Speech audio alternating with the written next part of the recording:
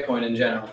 And I said, sure. And then in response, of course, Taylor, being pro UASF, made an event for, arguing, just against Bitcoin Unlimited. So there's, obviously a little bit of debate going on, and but no, yeah. So, but guys, there's no poo flinging, okay? And but basically, it's not going to be a real style debate. It's just Peter's going to do his presentation, and Taylor's going to do his, and then we're going to do some, just open it up to the room and just talk about it. Pizza and drinks and food is from coincards.ca. This is Mike from Coincards. It's a really great service. You can turn your Bitcoin into, like a Best Buy gift card, Home Depot or whatever, and buy stuff with your Bitcoin. It's also brought to us by Bitcoin Unlimited.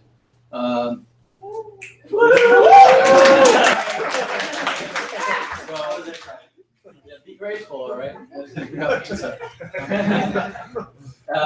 so now let's get it started. I'm going to pass it off to Sterky. He has an online show called Blocktalk, and he's going to kind of get things rolling here. All right. Hey, everyone. Thanks for joining us. Yes, I'm Alex. I also go by Sterky. I've been doing like live stream podcasts. So right now this is streaming live on Blocktalk. If you want to follow on Twitter, block_talk, and just search YouTube for Blocktalk, and it's usually the first one to come up. So we're very fortunate today to have Peter Rizun with us today, and Dr. Peter Rizun. Sorry, I got. So you're a physicist and entrepreneur living in Vancouver, and chief scientist for the Bitcoin Unlimited project, an organization which provides software used by 40% of the network's mining power. His research focuses on development, analytical theory that explains properties and emergence phenomenon of the Bitcoin network. Peter is also a co-founder and co-managing editor of Ledger, the world's first peer-reviewed academic journal dedicated to cryptocurrency research. He wants Bitcoin to take over the world, so I think we're all on the same page there. So thank you for joining us today. You have a great presentation for us, so I guess we'll let you take it away. Awesome. All right. Well, thank you all so much for coming out, and thank you for Decontrol for hosting this event. I think it's going to be a lot of fun, especially the debate and discussion at the end. But to begin, I'd like to present, and the topic is scaling Bitcoin to 1 billion users. And I think that's actually a really easy thing to do. And I think Satoshi would agree that it's an easy thing to do, because I think Satoshi viewed Bitcoin as a virus that, if released upon the world, would continue to grow until it had devoured the entire world's financial system and birthed something anew. But Satoshi was also humble. He didn't want to be the one to release that Bitcoin virus upon the world. He wanted us to make that decision and bear the responsibility for doing so. So Satoshi gave us Bitcoin in a box with a lid. And the box was exactly 1 megabyte in size. Big enough to allow that virus to grow, to turn some heads, and to get people to take Bitcoin seriously, but not big enough to make a real impact on the greater world around us. And boy, did Bitcoin grow inside its 1 megabyte box. So on this chart, I'm plotting the size of the blocks. So this is every block since the Genesis block on January 3rd, 2009. And if you know your Bitcoin, you'll know that the size of the block corresponds to how many transactions are in the block, which obviously correlates to the number of users, the usage of the system, and just growth of the system in general. So we see from this pattern, that's a log scale on the y-axis, that Bitcoin has grown exponentially since inception in 2009. The average block size at the beginning was a couple hundred bytes. The average block size today is almost a megabyte. So Bitcoin has grown by about a factor of 10,000. So if I turn down the exposure on this picture, we see something interesting. We see that today, almost all of the blocks are exactly 1 megabyte in size. And I like to imagine this as the the virus has grown so big in this box, it's like pushing on the containers, trying to bust through that lid, but it's not quite strong enough to do so. And the fact that it's now hitting this lid has changed the properties of Bitcoin. If we look at the properties of Bitcoin back in 2013, when the box wasn't full, well, the average transaction fee was about 10 cents, and users waited about 10 minutes on average until they received initial confirmation by miners that their transaction would be included in the permanent blockchain record. Fast forward to March of this year, and the average transaction fee had shot up to 70 cents, and users were waiting almost 2 hours on average. Yeah. And this has changed. This was from March. Redoing that today, the average transaction fee is closer to $3. Wow. So the fact that we're now hitting that lid has caused a real detriment to Bitcoin's performance as a payment network. So I'm here to tell you that it's time for us to remove that lid and allow this Bitcoin virus to escape into the real world and continue growing exponentially and having a huge ramifications on the world around us. I said I want to get to 1 billion users per day. If 1 billion users are making 2 transactions, that requires the block size to be about 8 gigabytes in size. That's 8 billion bytes. And in other words, that's about 10,000 times bigger than the current size of blocks. But we've already grown by a factor of 10,000. So if we put that on the chart, all we got to do is what we've already done one more time. All right, so some people are hesitant to remove that 1 megabyte limit, to take that lid off that container.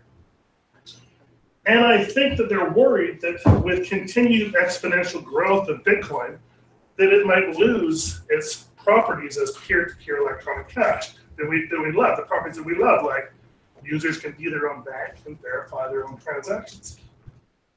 I'm not worried about that at all because I have a good faith in Bitcoin's design for scaling, and I know that we'll always retain the ability to be our own banks and verify our own transactions.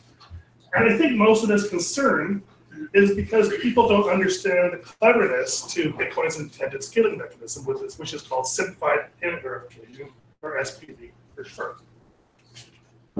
So to appreciate how SPV facilitates massive on-chain scaling in such a way that those billion users can still be their own bank, and can still verify their own transaction, requires one to understand 3 important aspects of Bitcoin's underlying design.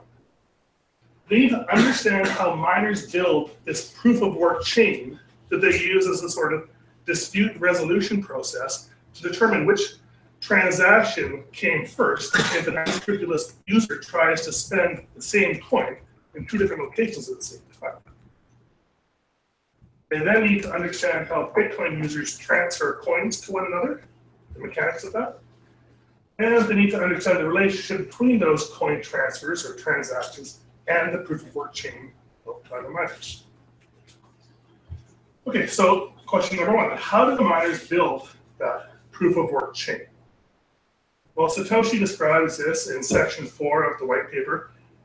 And if you haven't read the white paper, I highly recommend doing so. It's only 8 or 9 pages long, less than 2,000 words. And though it's a technical document, it's highly accessible to even non-technical people. It really gives a good foundation for how Bitcoin works at the scientific level. So I want to talk about the proof of work chain from the perspective of scaling Bitcoin with SPV users. And we can think about, or the proof of work chain is a chain of something called block headers. Anyone know how big a block header is? 80 bytes. Nice. They're 80 bytes. And those block headers can key ingredients. Anyone know one of the key ingredients? Previous hash. Previous hash, good. Another one? Merkle root. Merkle root, okay. And there's one more? And the nonce. Perfect. A plus. Previous hash, nonce. Also nonce. I'm gonna get it. Those words might not make sense, but I'm gonna explain what those words mean because we're gonna pretend we're a miner mining this. We're trying to mine this block here on top of this previous block that we're gonna assume is valid. So how do I, as a miner, fill in those squares? Well, to figure out what to put in this previous hash there, I take the hash of the previous block header. That's kind of like a mathematical operation that gives me a certain fingerprint of that block header. And I'll get a number like 000A453A because it's hexadecimal. The previous hash will always start with a long string of zeros, and you'll understand that in a second. So I write that here. Then I got to figure out what to write in my root hash. Well, the root hash is like the fingerprint of all the transactions I want to include in this block. The key rule for when I'm picking my transactions is that no transaction that I include in this block can spend a Bitcoin that was already spent in a transaction in a previous block. If I do that, the other miners are going to orphan my block, and I'm not going to get paid for the work I did. Anyways, once I figure out the transactions I want to include, I calculate this root hash, this fingerprint of those transactions, and I kind of forget about those transactions for a while. And then I go to work trying to find magic nonce value that solves the Bitcoin mining puzzle. So a nonce is just any number that happens to solve the puzzle. So I start with the number 0, and then I hash this block header. And I get a number like 4982A3F8. That doesn't solve the puzzle. Then I try the number 1, doesn't solve the puzzle. Number 2 doesn't solve the puzzle. Why am I saying it's not solving the puzzle? What am I looking for? More zeros. Good, more zeros, right? So I got to try a bunch of numbers until finally I find a number that starts with a bunch of zeros. So let's imagine that is the magic nonce value that first solves the puzzle. So now I've solved this block. I can propagate that to the other miners, and they'll start building a new block header above this block. And that's the process that the Bitcoin mining network extends this proof of work chain. Okay, so are there scaling concerns with respect to following that proof of work chain? And it's an important question to ask because it's not only the miners that need to follow along that chain, but every single one of those billion users that I talked about, they also have to be able to track that proof of work chain because, like I said, that's Bitcoin's dispute resolution center. That's how users can know whether the coins they receive have been accepted into the official ledger. Well, I think it should have been clear that the transactions, all of the world's transactions, sit outside of the proof of work chain. So an average user doesn't need to concern himself with all the other transactions. The proof of work chain grows by 80 bytes per block. Blocks come every 10 minutes. So in terms of memory consumption, that works out to about 4 megabytes of downloaded data per year. That's harder than anything. That's like one cat picture every Christmas. In terms of bandwidth, it works out to 1 bit per second. Not megabit per second, 1 bit per second. That means I could transmit the block headers in Morse code by tapping on this chair. That's how slow the data is. Another way to look at this is in terms of text message size. The limit for text messages is 128 bytes. That means a block header fits inside a single text message. And there's 4 billion people today that use text messages on a regular basis. Those 4 billion people could keep up with Bitcoin's proof of work chain using the hardware that they already have.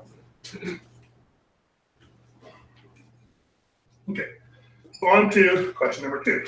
How does a Bitcoin owner transfer her coin? And Satoshi describes this in section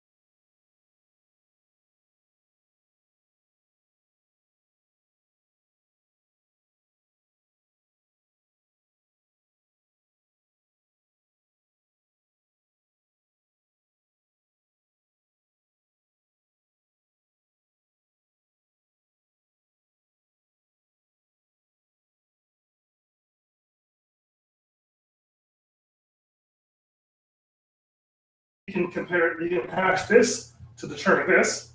And if he also has this from the miner, he just can hash these two to calculate that. If the root hash he calculates from the miner matches the root hash he got by following the proof of work chain, then he knows for sure that his transaction, Alice's payment to him, was officially included in the blockchain. Can you just briefly describe what is a hash? A hash?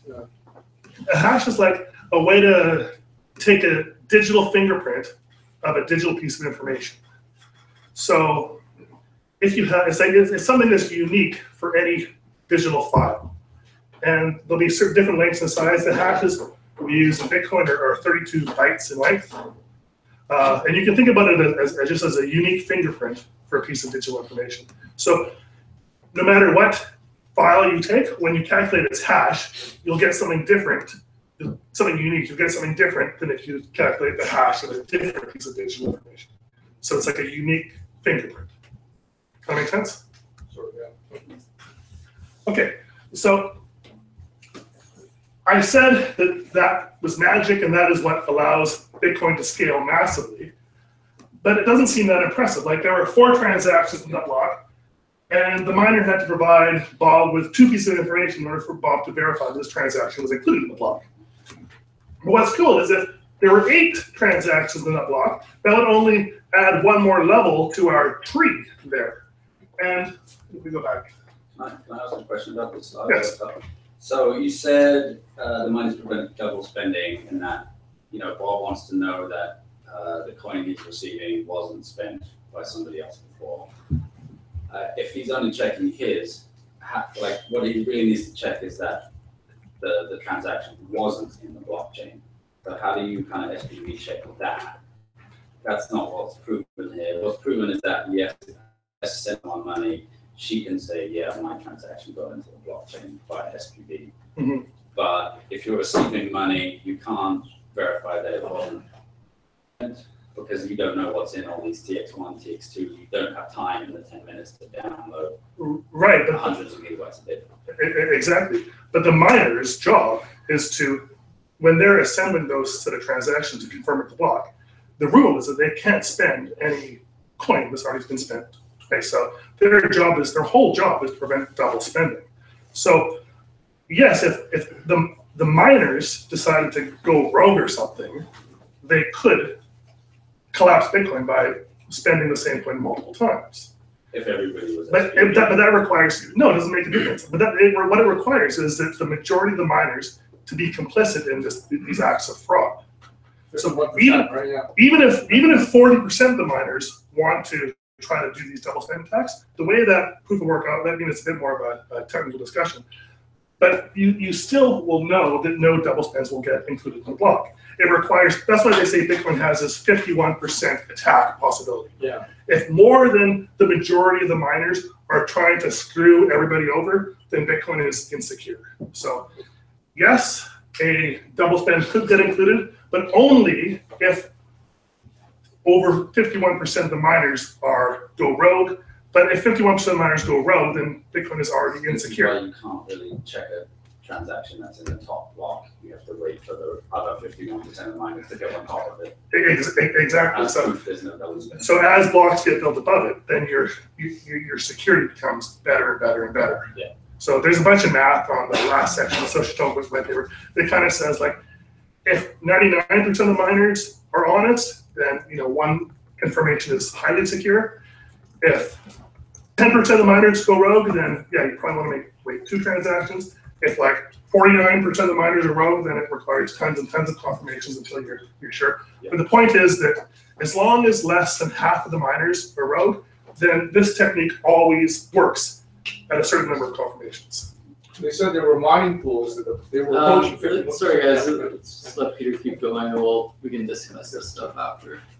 Okay, so we have 4 transactions here. The miner needed to provide these 2 pieces of information to Bob to prove that his transaction balance was included. And you can kind of see if I had 8 transactions instead, well, there would only be 1 more level on this tree. If I had 16 transactions, well, there's going to be only 2 more levels. So If there's 8 transactions in the block, the miner needs to provide 3 pieces of information. If there's 16 or 32, well, the miner only needs to provide 4 or 5 pieces of information. And the way this pattern continues is that even if there were 1,000 transactions in the block, the miner only needs to provide 10 pieces of information to prove to Bob that that transaction is included in the blockchain. 1 million transactions, only 20 pieces of information are required. And at 1 billion, I don't think blocks will ever get that big, but we can still prove to Bob with only 30 pieces of information to take about 960 bytes that his transaction that he received from Alice was included. So 960 bytes is not a lot of information. That's like 8 text messages. Okay, so scaling with SPV summary. Is it easy to track the proof of work chain? Yes, it's dead simple. So this PowerPoint we're playing on Google, so I had some animations that aren't showing up here. They're supposed to be a tick mark that says yes, it's easy to track the proof of work chain. Is it easy to send and receive transactions? Yes, it is. And is it easy to prove that a transaction was confirmed in a block? Yes, it is. And those will always be true, regardless of whether we have 10,000 people using Bitcoin or 10 billion people using Bitcoin. Oh, there it is. Give it the wrong order. All right. So I know probably some of you who kind of understand this debate in detail are probably itching to say, well, what about the invalid block attack?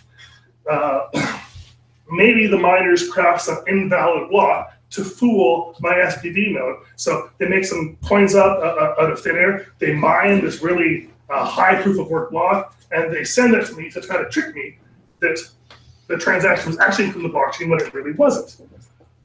This is kind of a little bit higher level stuff, but the fact of the matter is that Bitcoin has a weakness if most of the hash power is rogue. If most of the hash power is trying to cheat you, they can cheat you no matter what. And the easiest way they can do that is what's called a reorg attack. The reorg attack leaves no proof of fraud. The miners can keep the Coinbase reward, and they can steal your coins.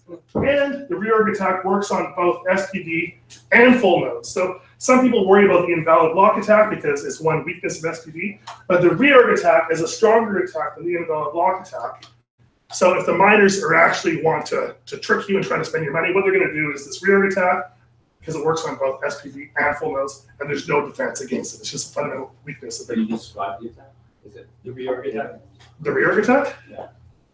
That would be like if I control, let's say, 75% of the hash power, so I could pay you some money, I mine that money into the blockchain, but on a block prior to where I transfer the money to you, I mine a new private chain, right? And because I have most of the hash power, that private chain can grow faster than this legitimate chain. So eventually this chain is going to be longer, so everybody's going to orphan the block that had the transaction to you and include instead the transaction that sends my funds back to myself. Yeah.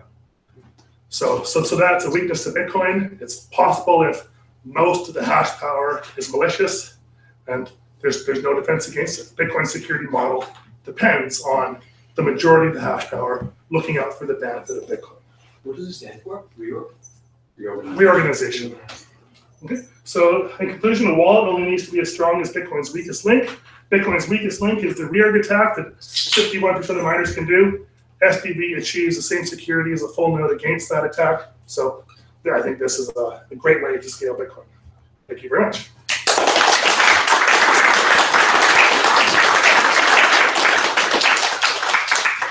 Yes, Nico. So just playing devil's advocate. I'm sure like the core developers who have been heavily pushing Segwit for a year kind of know most of these facts. Just describe to you. Well, what do they say that the threat model is that they don't want to scale by this?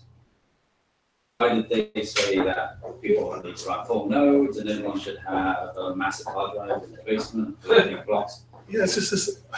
I don't fully understand their logic. It's like they believe that all users should be able to verify not only transactions, but the transactions of every other Bitcoin user in the world. And obviously that requires more hardware and more bandwidth than just verifying your own transactions. Why they want to do that, I'm not really sure. Like I think it comes down to them thinking that even if the miners go rogue, that somehow they can still make Bitcoin secure. But I think it's just a fundamental misunderstanding of Bitcoin's security model by them, because SPV is totally safe, as long as the majority of the hash power is playing by the rules. But if the majority of the hash power isn't playing by the rules, then Bitcoin is ruined anyways. I feel that they kind of think that even if the majority of the hash power was ruined, that somehow they could do something to save it, and they want Bitcoin to be small. What changed? Maybe, I don't know. But isn't that what was it? Yeah, it was reported just not that long ago that one of those big miner groups approaching 50%. Yeah, I know gigahash. As you described it, right? Yeah, so I mean that is a risk of Bitcoin. And I remember I think it was gigahash, but I don't think you're talking about. Yeah, it was 2013, 2014. Yeah. When they got around 51% of them, they slowly lost hash power. Everyone became concerned. But like, even if a miner does get 51 or 60%, doesn't mean that they're necessarily going to use it to screw over Bitcoin. Because if they do that, they kind of kill the legitimacy of their whole business. You know, they're mining. If they have 60% of the hash power, they're mining more coins than everybody else combined. Why would they want to start jeopardizing that huge investment they made in hash power by stealing a couple payments here and there? Because everyone's going to eventually find out. So yeah, it's a concern, but it's just a fact of Bitcoin. Bitcoin requires the hash power majority, to be honest. I think they worry about an outside influence, like a government coming in and using the miners, and they would have no stake in Bitcoin. Yeah. So that incentive doesn't apply anymore. Yeah, no, I think that's a great point. And like I think again that maybe the core developers feel they can do something against that, but I don't really think they can. Like if the government really wanted to shut down Bitcoin and was willing to spend billions of dollars to do it, I think they would be successful. I mean, you could just buy up all the Bitcoin, market sell it, and crash the price if you're a billionaire, if that's what you want to do. Like, it doesn't matter. Like, if you're a billionaire, you kind of do what you want to do anyway. Like, I think there's a but it's lot not in of your best interest if you. But then you'll have a bunch of people on the other side going, "Oh, great, Bitcoin's low. Time to buy in." Yeah. I guess it depends how long the price stays where it is, right? Yeah. So I mean, like the way I see Bitcoin growing is, like right now it's small and it's weak, and the big powers probably could kill it if they want to, but they don't want to because it's not really on their radar. But I think by the time it grows big enough that it is on their radar, then the costs of attacking Bitcoin will also grow. So I think as long as the cost of the attack keeps growing as Bitcoin grows, as Bitcoin becomes on more and more people's radar, it's harder and harder to attack. So it's always kind of out of range of the people who would actually want to attack it. What's your biggest criticism of Bitcoin Unlimited? Bitcoin. Well, let me just preface this by saying what I'm presenting here is just general Bitcoin information. I'm really talking about Bitcoin Unlimited. Is there any worry that you think is a major concern? I wouldn't say I have any real worry with Bitcoin Unlimited in specific. I mean, we were a new implementation as of about a year and a half ago. And it started out with just a couple people working, and then it's grown to quite a serious thing. So some of the code we did, like XThin for fast block propagation, it really helped out the network and it really put Bitcoin Unlimited on the map. But our code review wasn't as good back then as it was now. So there were some bugs that got introduced back then. And then actually when we fixed those bugs on GitHub, some other people noticed that we had fixed them. That kind of tipped them off to the weakness. We started attacking a lot of Bitcoin Unlimited nodes. Bitcoin Unlimited nodes went down, and then made a big PR storm to try to make us look bad. So I mean, I wouldn't say it's a worry, but that's like a growing pain for us, and I think we're a lot stronger now and we'll only become stronger. Question online here. Any comment on the need to keep the UXTO set small in order to keep block validation and propagation quick to reduce selfish mining lives? No, I don't see that there's any need. I didn't really talk on like the incentives of keeping blocks small, but I wrote a paper called "A Transaction Fee Market Exists with a Block Size Limit," and I showed that no protocol enforced block size limit, there'll still be an economic block size or block size equilibrium that emerges because producing an infinitely sized block costs an infinite amount of money for the miner. So the more transactions they include in the block, the more it costs them to produce that block. So block space behaves like a normal economic commodity, and you have a supply curve, you have a demand curve, and the total quantity of block space produced every 10 minutes is where those two curves meet.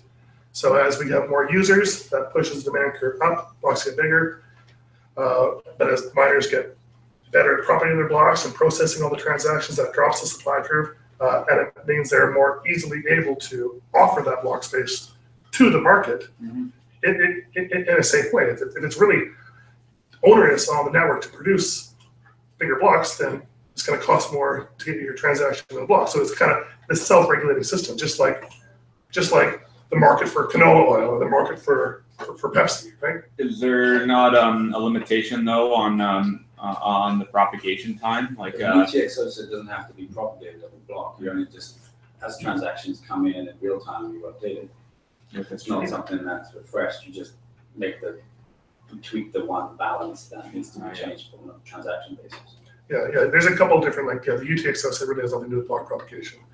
And block propagation is what makes it more expensive to propagate big blocks than slow blocks or than small blocks, and that provides us a transaction equilibrium that I was talking about. And the stuff about selfish mining, it doesn't actually work like that. In order to do the selfish mining attack, you actually have to run the selfish mining algorithm described by Vial and Sear in the selfish mining paper. And the size of blocks makes no difference because you can do the selfish mining attack with tiny blocks or big blocks. Okay. I think that answers this question. So, kind of long question here. What is the minimum sized user? Excuse me. You're okay with being able to run a full node, because you're talking about how you want your core wants everyone to run their own full node and verify transactions. Mm-hmm. One big SPV problem is that what's the resource constraints or requirements on full nodes? If usually these SPV clients are going to need multiple connections, because it's possible to lie by not saying this transaction got included, and you need to do the filter load and the response to the INF request, and so it's it is a huge DDoS attack. Yeah, so I think I've argued today that the average user can use SPV fine. And they make a great point. Those SPV users still need full nodes in order to get the information from them. Yeah. So that's what this chart is about, because I talk about 8 gigabyte blocks. But the thing is, if we ever got to 8 gigabyte blocks, it's not like it's going to be tomorrow. It's going to be 10 or 15 years from now, right? Mm-hmm. But even if you look at 8 gigabyte blocks, well, that's about 30,000 transactions per second. That's megabits. It only requires about 130 megabits per second of information flowing into and out of the node. There's a bit of overhead that I would have to add to that. So it's probably more like 200 or 300 megabits per So second. you're saying that's at chain tip every time a new block. So track the chain tip, yeah. So I'm more talking about But we'll just So already today, if I had a pretty high-end computer on a 1 gigabit per second fiber connection, I could already track the blockchain at 8 gigabyte blocks. The average person definitely can't. But by the time we actually get there, this is exponential. We just follow the same trajectory. We're not going to get here till, at least 2020 sometime, probably 2030. So I bet by 2036, receiving 8 gigabytes will be like receiving 8 megabytes today. Just like how we look back at people 15 years ago that said streaming video will never be possible on the internet. The people that say, 8 gigabyte blocks and Visa level transactions delivered most on Bitcoin will be like, no, it's super easy. But you're assuming Bitcoin will still be in use. Yeah. So this is a huge success case. So something else bigger and better doesn't come along. Right. So that's what I think we have to grow Bitcoin. We want Bitcoin to continue growing exponentially, exploding, so that it is that biggest and best thing out there, so that no other competitor can take it down. So my question was more not when at least where I see the DOS attack is where let's see an SPV node comes on 10,000 blocks before, or 100,000 blocks before the chain tip. Mhm. An SPV node is going to go, all right, give me all the block headers and tell me what transactions have gone through, prove to me that my transactions are in there. Yeah. So now you have a full node that Yeah. needs to go through 10,000 or 100,000 blocks, Right. pull from disk, Yeah. because it stores at disk at that point. There's a whole one SPV node. Yeah. We have millions or billions, like Yeah. you're saying. So I don't know if you see like we need to have orders of magnitude more full nodes running or whatever, because there's just So full nodes will buckle at that point. well, I think let's just be clear about. Yeah. Like I think for full nodes to service like regular SPV users, even at the level of a billion, just at the chain tip, I think that's totally feasible. I think just a natural level of full nodes will do that. Okay. But then you're kind of talking about like a DOS attack where we have a bunch of SPV nodes just trying to be a nuisance to full nodes, just to overwhelm them with requests. I think that's definitely possible. But I see it as an opportunity. Like if like I run Bread Wallet on my phone. Yeah. So this is an SPV node. So I'm pulling different nodes, getting the block headers from them. Yeah. They provide that to me for free. I would be very happy to pay, like $1 a month to different nodes on average, just to provide me those Merkle paths to the root hash and to provide me with the block headers. Mm. So I imagine in the future there'll be small amounts of payments, maybe using payment channels between SPV wallets and the full nodes that create a business for the full nodes and prevent people from wasting the full nodes bandwidth with frivolous requests. Okay, so kind of like a proof of work by the SPV clients or proof of payment. Yeah, just like, because Bitcoin in a way, Bitcoin itself kind of contains proof of work, so they would just pay them some money in exchange for the information they're looking for. It's a scenario of being, 1,000 times bigger than we are today, 3,000 transactions per second. There's going to be more full nodes to support that too, because at 3,000 transactions per second, we're talking about every other business on the high street accepting Bitcoin payments. So there's going to be more full nodes too. It's just not going to be quite the same ratio that we have today. Yeah, That's an assumption. Yeah, this is all assumption. No, this is like a projection, but well, yeah. I don't know if the takeaway from this to me is even at current levels of technology, we have hardware today that can already support Visa level transactions. So I guess you could say, okay, well, what if technology doesn't improve between now and then? Yeah, maybe that's possible. I think it's highly unlikely. Yeah. So I agree. I've seen that Jihan Wu of Bitmain for a couple months. He's been advocating for like 4 megabyte block size or something like that. I don't know if it's 4 megabyte, 8 megabyte. Is that in sort of towards this sort of goal, or is he advocating for something different? He wants to on-chain scaling. Like we do a lot of work with Bitcoin Unlimited with Jihan Wu, and Apple is one of Bitcoin Unlimited's biggest supporters. So he would like to see a move to an 8 megabyte block size limit. Okay. And then once we hit 8 megabytes, then move the limit up again. Okay. But it sounds like with the New York agreement and Segwit 2x, looks like we'll be getting 2 megabyte block size limit November 23rd or somewhere in there. So our side was still like a bigger block size limit. The other side would like a smaller block size limit. So we've settled on 2. I think it's at least a step in the right direction. All right, guys. Let's maybe pass the floor on to Taylor. Thanks a lot.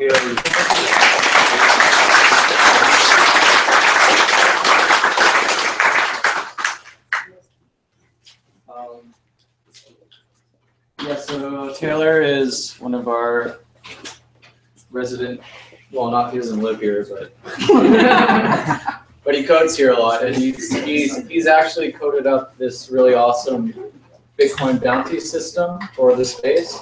So like if you do the dishes, you can claim that you did the dishes and or did a meetup or whatever. And we're kind of experimenting with ways of running a space with as little management as possible and just kind of automating things. But yeah, Taylor, maybe if you want, would you want to refresh everyone on what's been happening the last couple of days? Where we're at with that, and then kind of go into it. Okay, so Cam, when he was introducing at the start, said that I had posted this meetup as a reaction to Peter's meetup. But actually, that wasn't the case. I had originally posted this meetup because there was so much uncertainty about what was going to happen on August 1st. And it really seemed like there was a high likelihood that Bitcoin would go through a chain split or a large network disruption on August 1st because of something called the user-activated soft fork.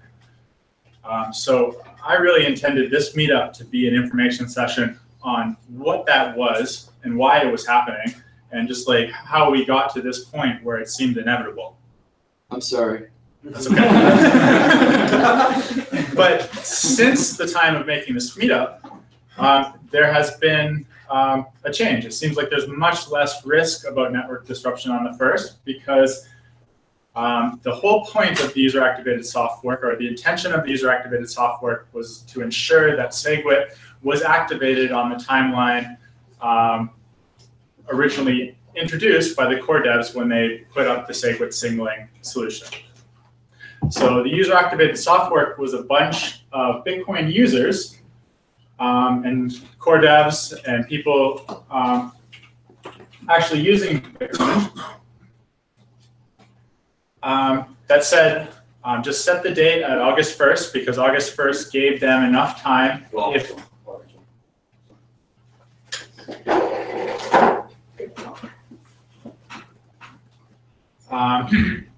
they set August 1st as the date because even if a minority of the hash power moved over to this user-activated soft fork, there would be enough time. 15% of the hash power going to this user-activated soft fork would still be enough hash power to get to the difficulty adjustment and to get segregated witness activated in the period it was originally allotted. Which means that because segregated witness is a soft fork, all of the nodes following Bitcoin would be compatible with that change. And it was kind of a calculated risk on behalf of some of the Bitcoin community, saying that if we put enough pressure on the miners, they will realize that it's in their interest, or it's against their interest to actually see a fork happen in Bitcoin. That seeing a network split put the other chain, the non-user activated soft fork chain, at major risk of a large reorganization, meaning that even after a long period of time after mining on August 1st, if the segregated witness chain or if the user activated soft fork chain caught up in work to the other chain, the old blockchain, it could reorg that chain and blow away a lot of blocks. So there was this risk that users of Bitcoin, kind of unaware, using the system after the first, could end up losing their transactions, even though they had been confirmed many times over. Yeah. So when I made this meetup, there was a real risk of that happening. And the point of it was just to kind of get out there and essentially tell people, maybe don't transact Bitcoin on August 1st and just wait to see how the dust settles. And now it looks like, or we're seeing the signaling of SegWit happening to nearly 100% of the network. I'm not sure exactly what we're looking at here.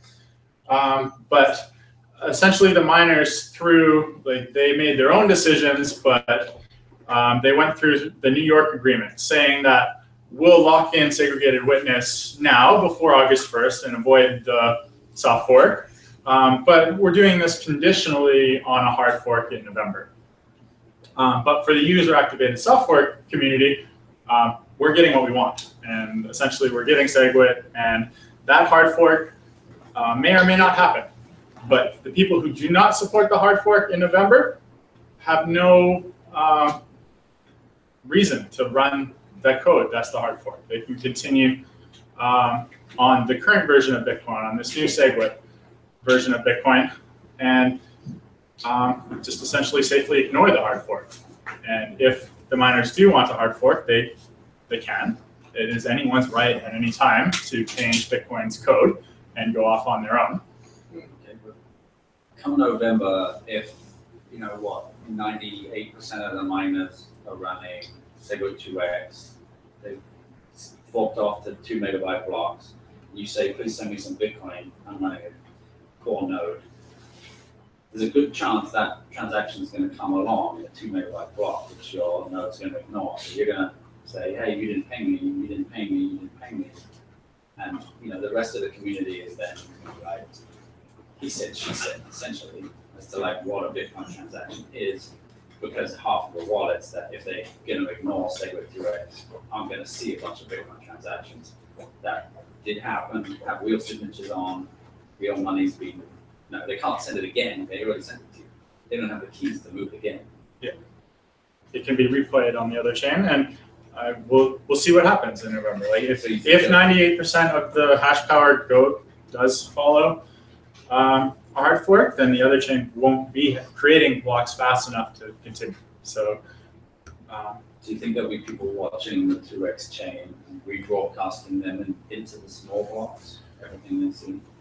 In theory, it's possible, but yeah, there's a lot of space in the small blocks, but they don't do that. Yeah, I'm not sure what will happen, but there has been the threat of hard forking for a long time.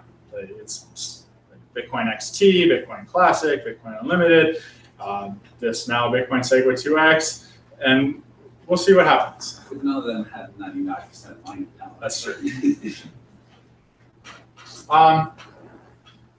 But as of now, it looks like we're getting segregated witness, and segregated witness is a really good scaling option for Bitcoin. It allows Bitcoin to scale in a way that's much more elegant than just requiring everyone to validate every transaction. Or I guess Peter's arguing that everyone doesn't have to validate every transaction, but certainly all the full nodes, all the people who really want to be certain that they are running Bitcoin need to validate all these transactions.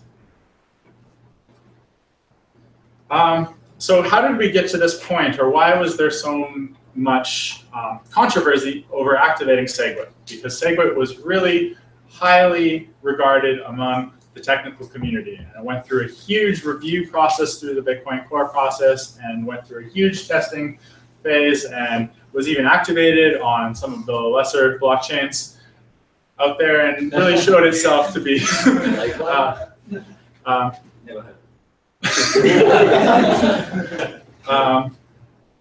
safe, and it solves a lot of the hard problems about using Bitcoin. So when you're building the layer 2 technology on top of Bitcoin, one of the biggest problems was that you didn't have a guarantee of what the transaction ID was going to be of a transaction before it was actually included in the blockchain. You don't have the ability to watch for a transaction coming by just watching the transaction ID in the current version of Bitcoin. But a segregated witness transaction fixes all forms of that third-party changing of the transaction ID. So it allows you to much more efficiently watch the blockchain for a transaction, and then that's really necessary to run the scaling solution that I believe we're going to start seeing roll out very quickly on top of Bitcoin in the Lightning Network. But let's... Taylor, sorry. Why would it there have been malleability in the first place? Like, why was that even in Bitcoin? Because part of the transaction ID in the current version includes the signature. So because the signature can change because of the nonce, you can re-sign and change the transaction ID. It's about backwards compatibility.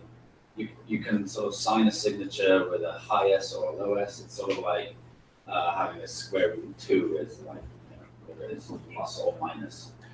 On the graph, it can be below or above 0. And you can update Bitcoin to only accept the ones above 0 if the solution is still a signature, whatever it is. But you can't do it in a backwards compatible way without a hard fork. So the developers were really dead set on not having a hard fork. So really, I think the third-party malleability is a bug in Bitcoin. It's kind of an unintended thing that wasn't really meant to be there. The consequences of using Bitcoin with that malleability in it, I don't think were fully understood. And I think Satoshi knowing what we know now would have made Craig Wright? Yeah, Craig Wright would have. Do you think Satoshi actually ever? Basically, it's an easy fix, but it's not backwards compatible. So. Do you think Satoshi ever intended for it to be forked? Yes, I think Satoshi knew that this was a dynamic thing, that it wasn't going to stay his code forever. Yeah. When he said we can just change the limit in the future, he was talking about hard fork. Yeah. He didn't have the fear of hard forks that the current core team has. What was this thing for? Yeah, let me get to that. Oh yeah. But let's talk a little bit of kind of the incentive or how upgrades were being applied to Bitcoin. So when Core was rolling out SegWit, and actually for several upgrades to Bitcoin before segregated witness, in order to be as safe as possible, as conservative as possible, they created a signaling mechanism in the blocks themselves that the miners would communicate to each other when they had updated to enforcing rule change. And only when a supermajority, or 95% of Bitcoin's miners were signaling that they were going to support this upgrade, would the upgrade actually lock in to become a valid thing in the new version of Bitcoin. Or it was coded to wait for the miner signaling. And I think in retrospect, that really was a mistake, because what it essentially did was change Bitcoin's upgrade system into this politicalized thing, where the people who had control and the people who had influence over it were the miners. And the miners don't necessarily have the same incentive structure as the rest of Bitcoin, and they don't necessarily speak for all the users of Bitcoin. And although they are the only ones that can provably have a voice that's not Sybil, in order to mine a Bitcoin block, you need to really have invested. Giving them essentially veto power over Bitcoin's upgrades started to look a lot like a mistake once segregated witness just was not getting upgraded, because the vast majority of the nodes out there and the community seemed to support SegWit, but it was stuck in this 30% signaling, and nobody was really moving on it. And it really looks like SegWit's signaling period would just end, and the core developers would have to come up with another way of trying to get this thing activated. I remember how confused you were. So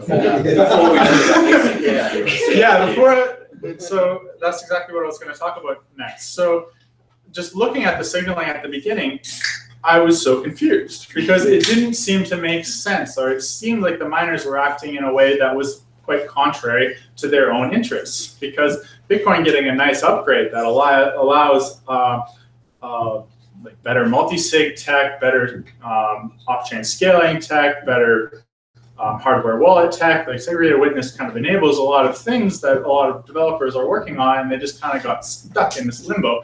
And it didn't seem to make any sense to me until it came out that a lot of the mining power, especially Bitmain and I think Ampool out of China, were using an optimization on their mining hardware that was incompatible with the SegWit upgrade.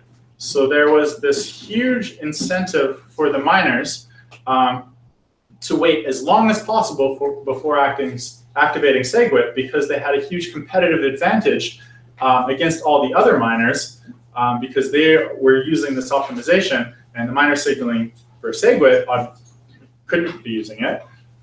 And I think a lot of the hash rate just wasn't using it because they weren't as technically sophisticated. Did we actually get proof of that, like cryptographic proof, or just the possibility that they could? I know they responded and said, like, we ran it on testnet, but we don't run it on mainnet. Blockstream claimed it, but I don't think so. We haven't seen it in public, actually.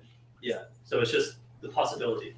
That but it does explain their actions in a way that makes sense, because it completely changes their calculus on what are the variables here and how what is the most profitable thing for me. Like Bitcoin is an open system that allows anyone to participate, and it functions only by kind of game theory economic incentives.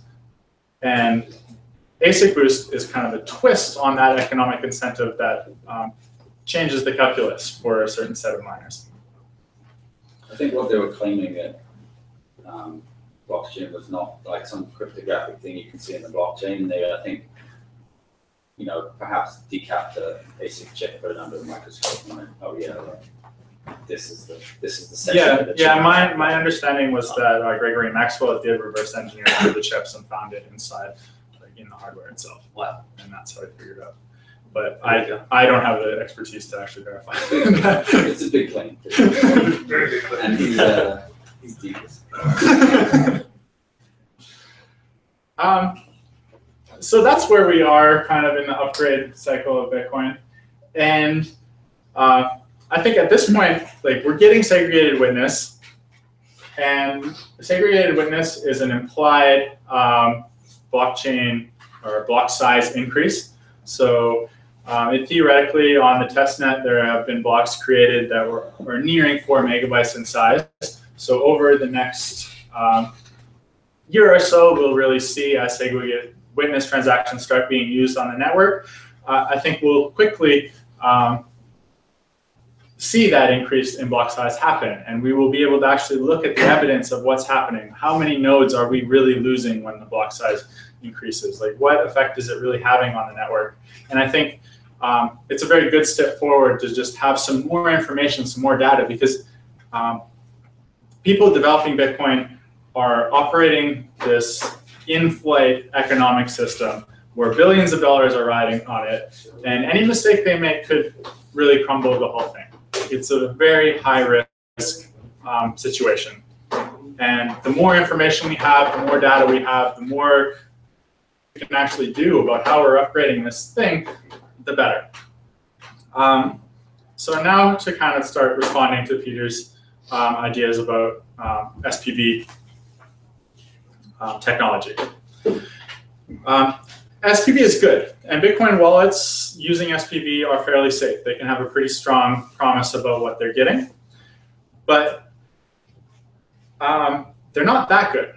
So the current implementation of SPV wallets requires Bloom filters, and those Bloom filters require like a certain amount of false positivity that needs to get sent. The client sends a Bloom filter saying, if the transaction ID is a positive on this Bloom filter, then send it to me. And there's this trade-off between, if you send a bigger Bloom filter, you're going to get more false positives. If you narrow it down, then you're going to give up more of your privacy. And it's kind of been shown that those Bloom filters on a large scale actually give up a lot of the user's privacy. Right? I think if the number of nodes is reduced drastically, which I think it absolutely would be if these blocks were hundreds of megabytes or gigabytes even. The ability for authorities to use the weaknesses of SPV to target people and to strip privacy from the system is stronger. So I think that, and I really think there's a risk of selfish mining. The question that came from podcast, because the block time is currently 10 minutes, and to validate a block now takes a few seconds. But if the block size was much bigger, that validation time scales linearly. So even though the amount of data that you need to verify that's in the blockchain scales really nicely, log or whatever it is, the time it takes to actually validate the blocks does not scale in a good way. That really increases how much advantage big miners have over miners. And I think that's a really key point, because small miners are very important to Bitcoin. If we lose the small miners, we lose the ability for the system to be robust to censorship attacks. It's the small miners that guarantee that Well, finish your point, Taylor. Okay. So it's the small miners that guarantee that when a transaction gets in, or transactions will, in a timely manner, like any transaction, or the small miners guarantee that a vast majority of the mining power held in a few hands can't just prevent transactions from hitting the blockchain. You need those small miners to ensure the honesty of the bigger miners. And I just think Bitcoin system is more fragile than you think. And the decentralized structure of Bitcoin needs to be maintained. And if we lose the decentralization, we really lose the value. And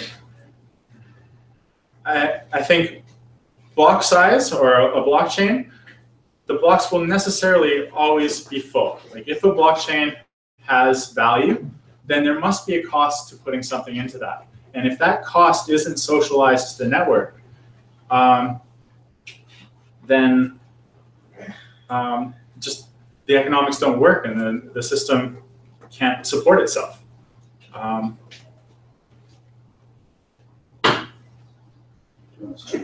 Maybe I'll take a seat up here. Sure.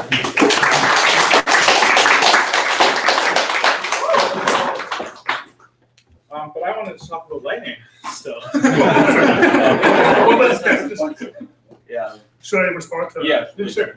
Okay, so I think you may make two criticisms, one of SPV and the loss of privacy, and then two, with bigger blocks, there might be some more risk of selfish mining or some disadvantages that small miners would have.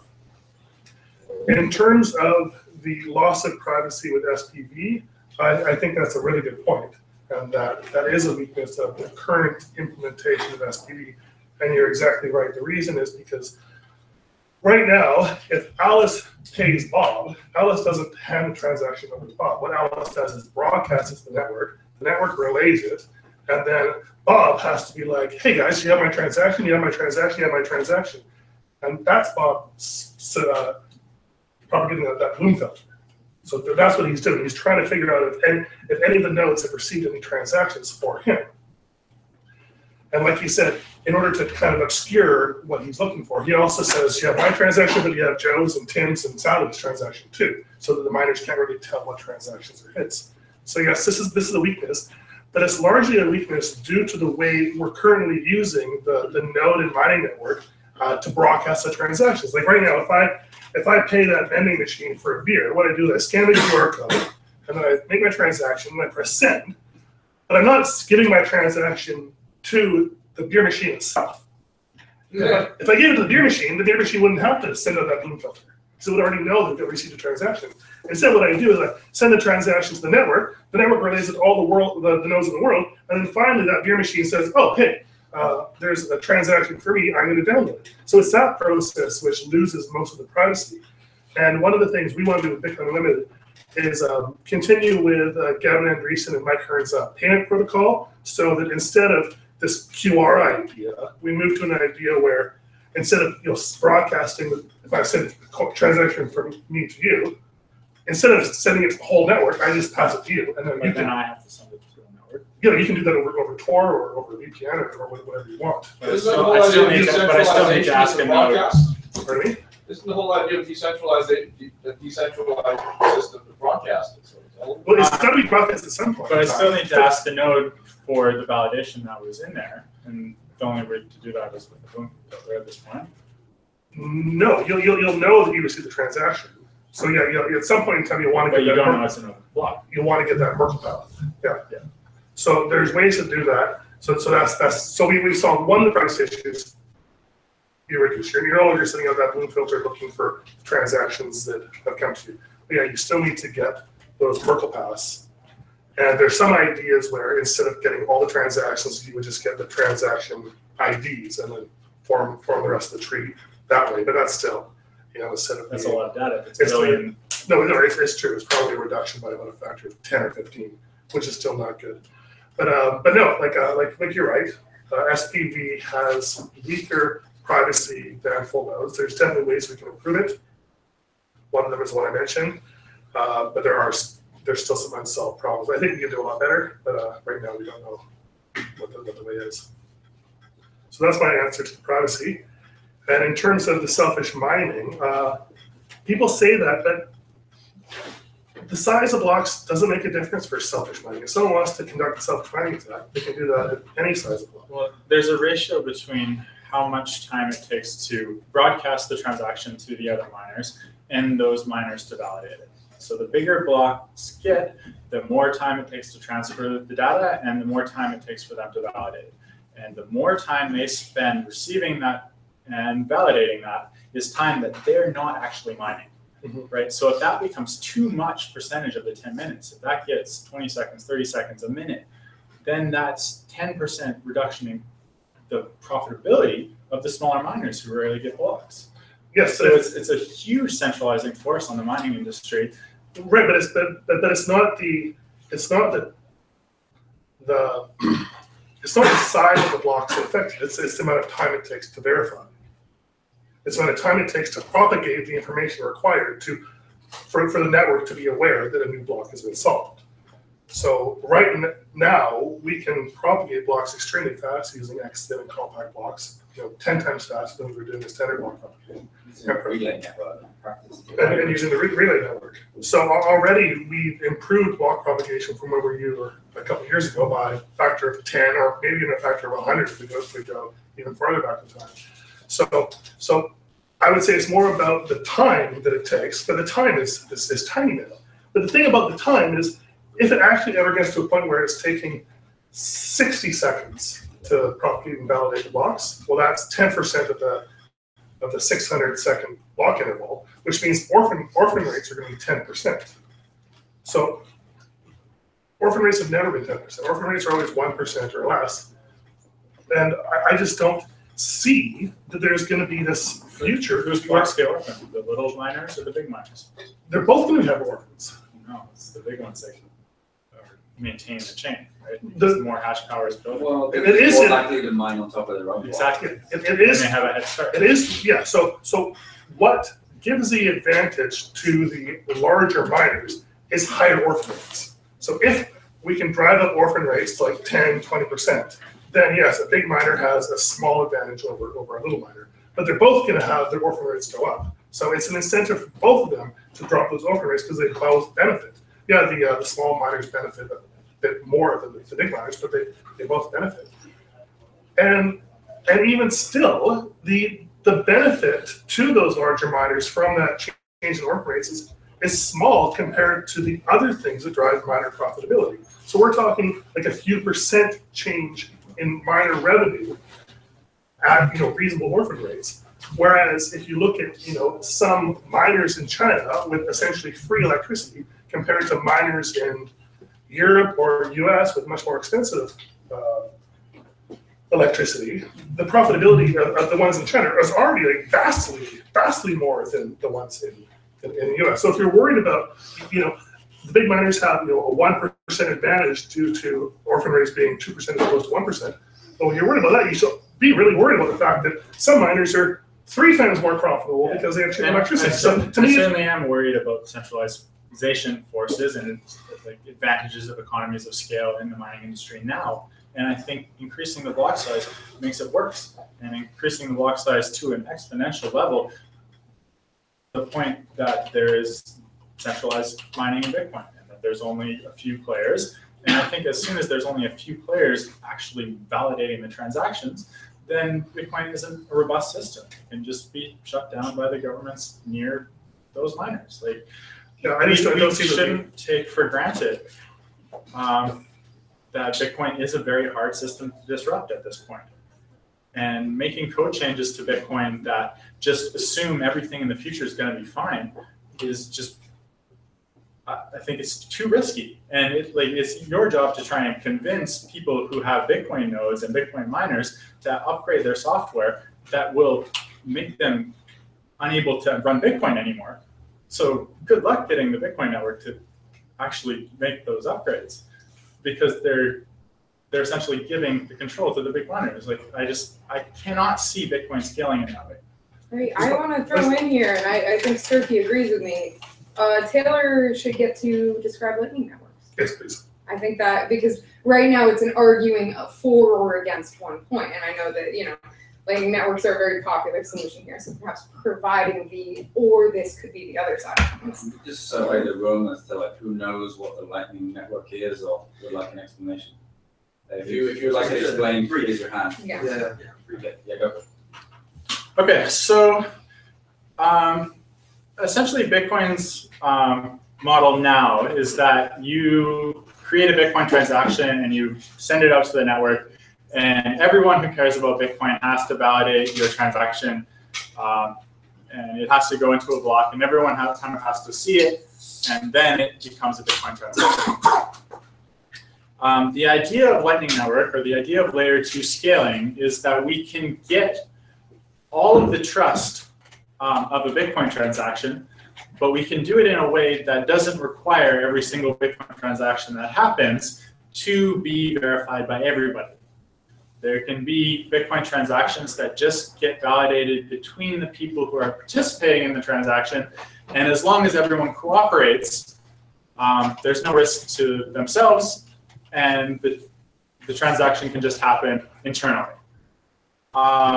Gets around having to wait for the Bitcoin block size. So Lightning transactions can update the ledger of who owns Bitcoin in a way that only latency, or only the data between the parties participating in that transaction. So this takes it away from having to wait 10 minutes or upwards of however long it takes for a transaction to get in a block. And instead of just a few seconds, how long it takes to actually just send messages to the people participating in the transaction. But it needs to be emphasized that Lightning transactions are Bitcoin transactions. When you receive an update to your payment channel, what you're receiving is a signed Bitcoin transaction that does allow you, if you want to take your Bitcoin onto the main chain. But you have the incentive to stay on the layer 2 because you don't need to pay the fees of the network when you stay on layer 2.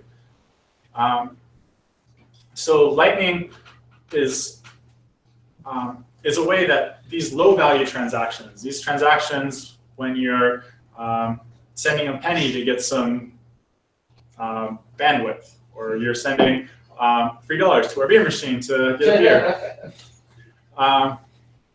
Those transactions don't need to be validated by everyone in the network, really. They can just be validated internally, but we're still keeping all the trust of Bitcoin. So the abstract of what the Bitcoin blockchain is gets changed. It's no longer this open broadcast layer where every Bitcoin transaction needs to get validated by everybody, but it becomes kind of the adjudicator of these payment channel updates.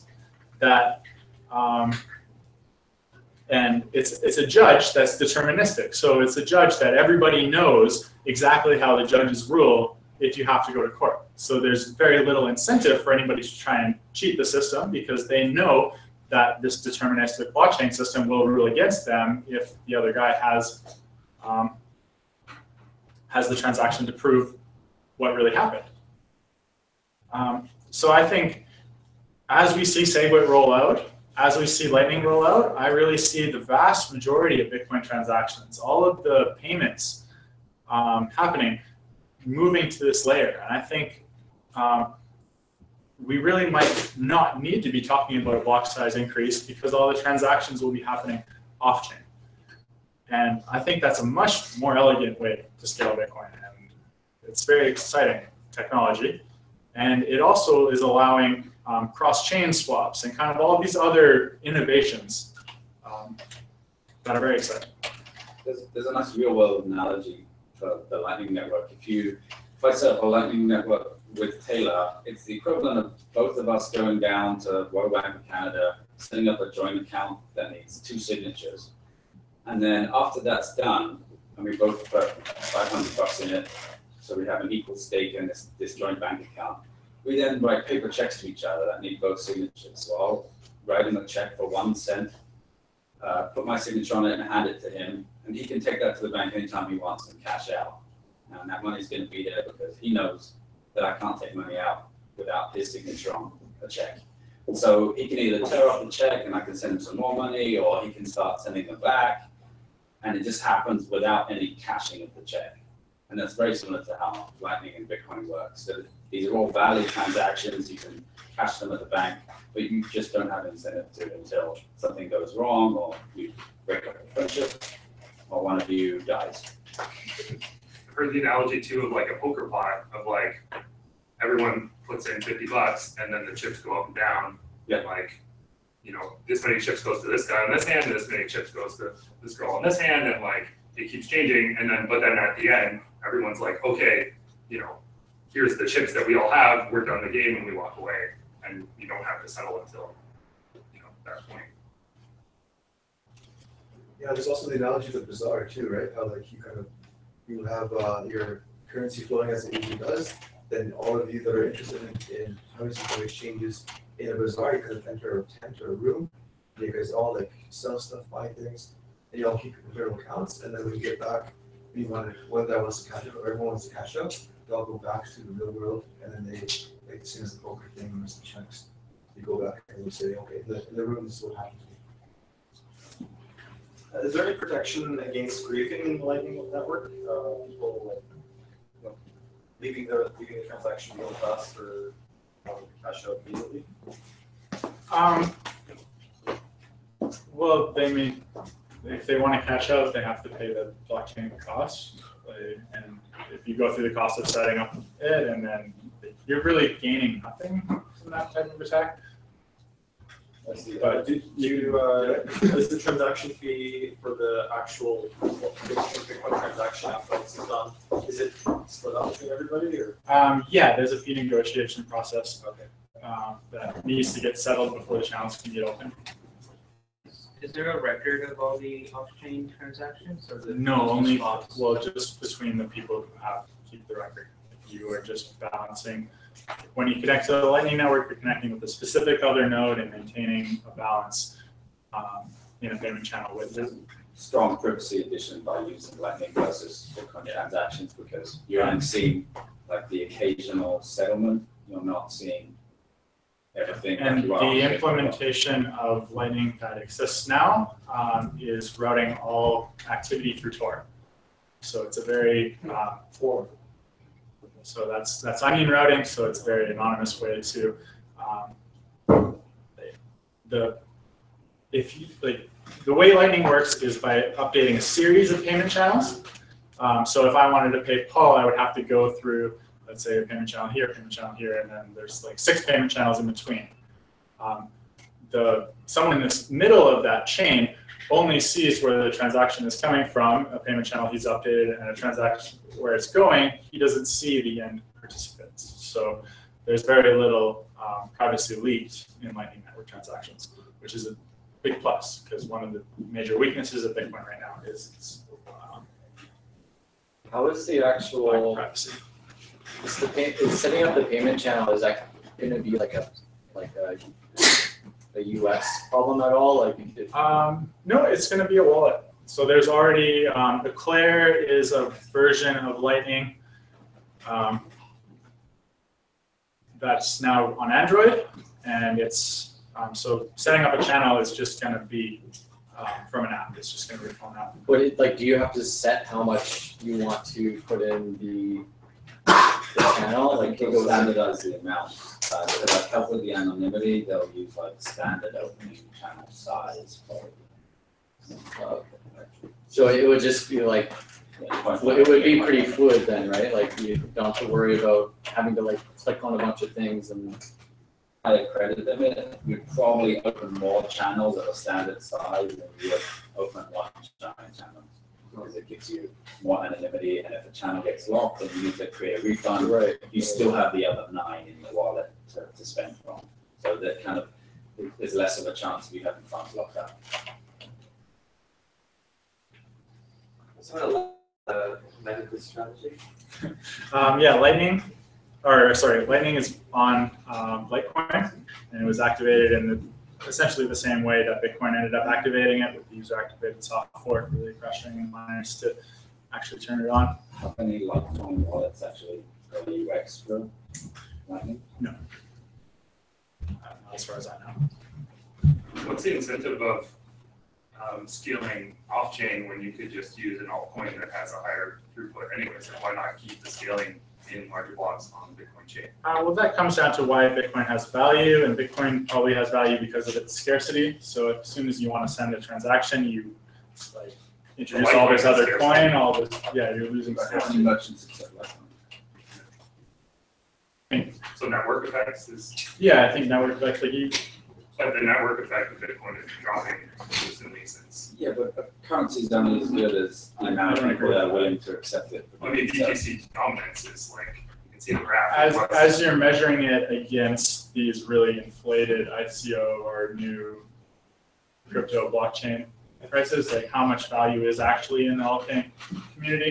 Like I think if you're looking at actual economic activity happening in cryptocurrencies, Bitcoin's still the only game.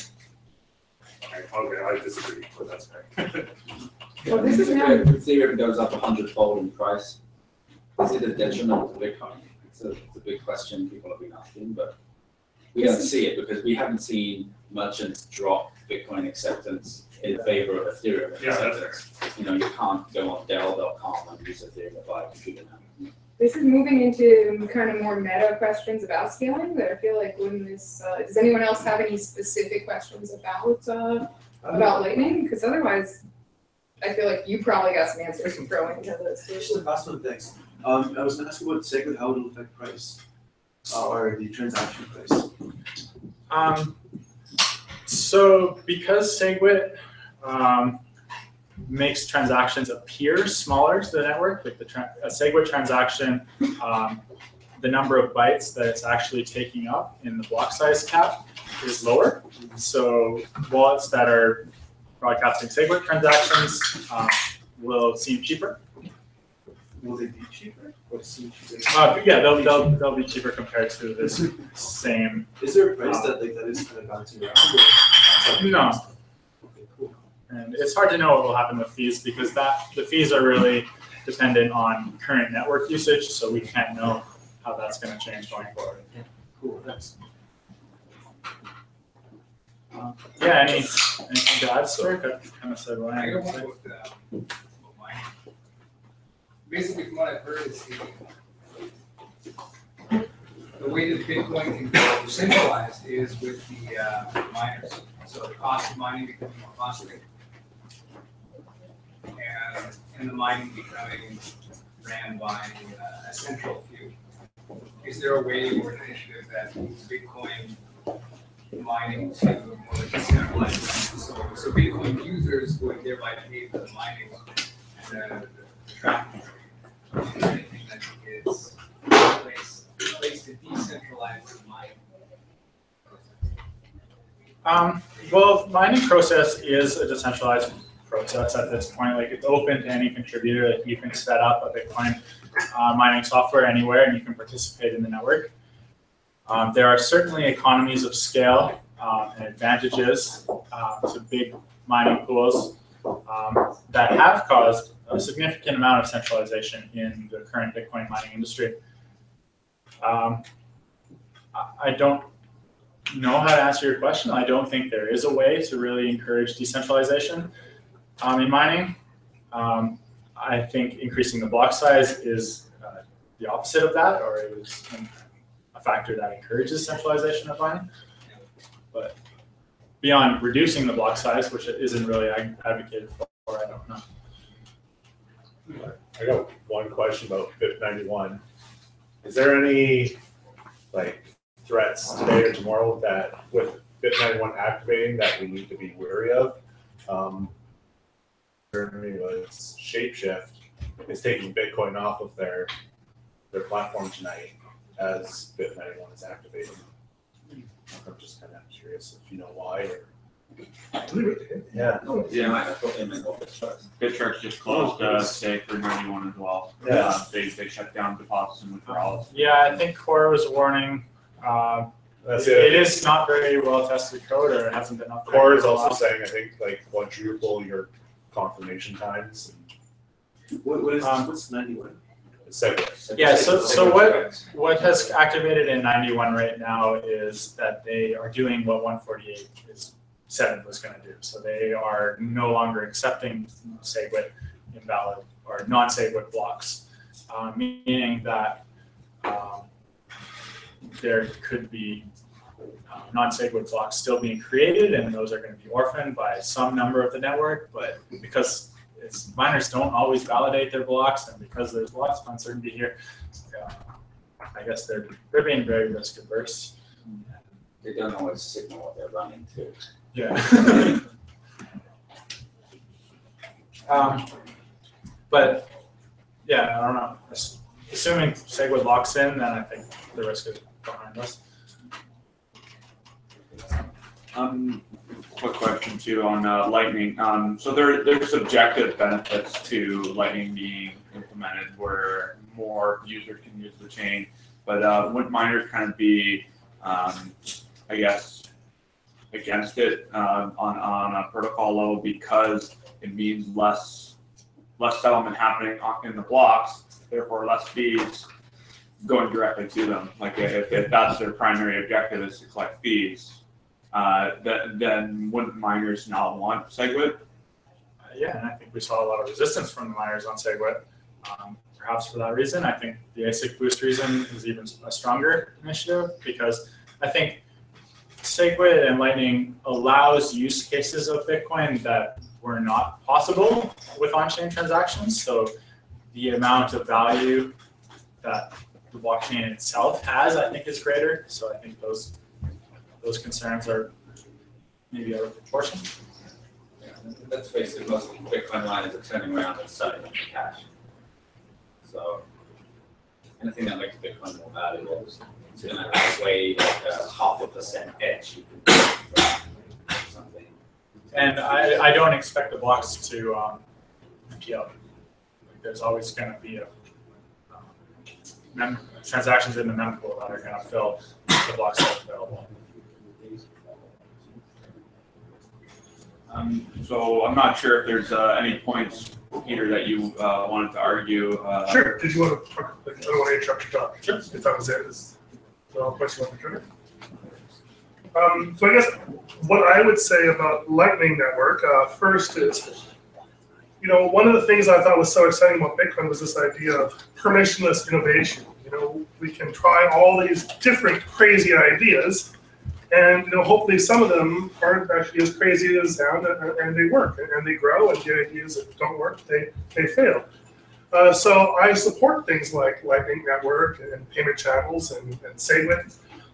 But what I don't like is this idea that we have to handicap Bitcoin in order to make Lightning possible. Like, if you allow the block size to grow, then people have a choice. Do I make regular Bitcoin transactions, as I've always been doing, or do I use the Lightning Network? And if Lightning Network is actually better, maybe it has better privacy, like you say, I have some doubts about that, maybe it's cheaper, maybe confirmations are faster, then people actually want to use it, and they will use it, and not use Bitcoin. But to say we're not going to allow any more growth on the Bitcoin blockchain and everybody has to use Lightning, it seems crazy to me because Bitcoin solved a problem that everybody thought was impossible. Bitcoin was a scientific breakthrough, and for the last 8 years, it's worked fantastically well. It's grown by a factor of 10,000, like I said, and I see no reason why it can't continue growing in the way it has been growing for these past 8 years. We just have to keep that block size of it moving up. So I guess my argument would be, yeah, Lightning, let's do it. But let's do it in conjunction with allowing Bitcoin to scale, how it was designed to scale, and let's let people make the choice whether they want to use Lightning or use regular Bitcoin transactions. So that would be my first point. To be fair, Bitcoin Unlimited seemed to have like a lengthy amount of time to merge Lightning compatible, merge SegWit, or maintain your 2 megabyte, 4 megabyte sort of upgrade path on top of the tip of the Bitcoin core chain. But it really sort of diverged, and it seemed like you guys weren't interested in SegWit or Lightning at all. And I think that's why a lot of people lost interest in Bitcoin Unlimited, because some of us wanted bigger blocks, but we also wanted Lightning, and you guys didn't have a compatible client.